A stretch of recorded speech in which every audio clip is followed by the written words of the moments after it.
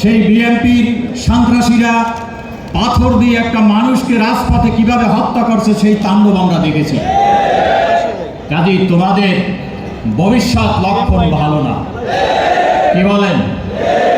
ওয়াল্লাযী আরসালা রাসূলাহু বিল হুদা ওয়া দীনিল হক লিইয়ুযহিরাহু আলা দীনি কুল্লি। হে রাসূল, আপনাকে দুনিয়াতে প্রেরণ করেছি দ্বীনে হক নিয়ে, সমস্ত দ্বীনের উপরে, সমস্ত বাতিল ধর্মের উপরে আপনি ইসলামকে বিজয় করবেন। আজকে ইসলামকে বিজয় করার জন্য আমরা কারা কারা প্রস্তুত আছি? আজকে আমরা সংগ্রামী ভাইরা, আগামী নির্বাচনে ফাইনাল খেলা হবে দেশে। কি বলেন, ঠিক কিনা? আজকে এই তথাকথিত পরাশক্তি বিএনপি তারা বলতেছে তারা গণতন্ত্রের বিজয় দেখতে চায়, আর আমরা ঘোষণা করছি আগামী নির্বাচনে বাংলাদেশে ইসলামের বিজয় দেখতে চাই। ইসলাম ও গণতন্ত্রের লড়াই হবে। যেই সমস্ত আলম নামদারি বিভিন্ন খানকালারা, তোমাদেরও প্রস্তুত থাকতে হবে।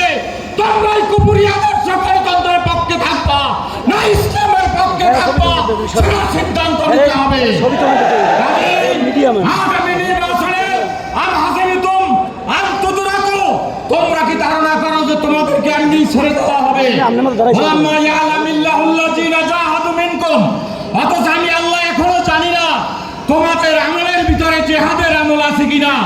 ওয়ালাম ইয়াত্তাখিযু মিন দুনিল্লাহি ওয়া লিরাসূলি ওয়া লিল মুমিনিনা ওয়ালিজা।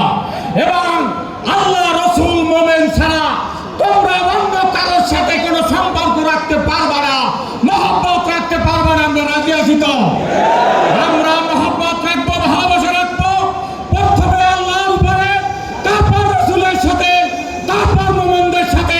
কাজেই মুমিনরা এই দেশে ইসলামের পক্ষে থাকবে এবং মুমিনদের সাথে যারা থাকবে না তারা সব মুনাফিক। আল্লাহ পাক আমাদের সবাইকে তৌফিক দান করুন।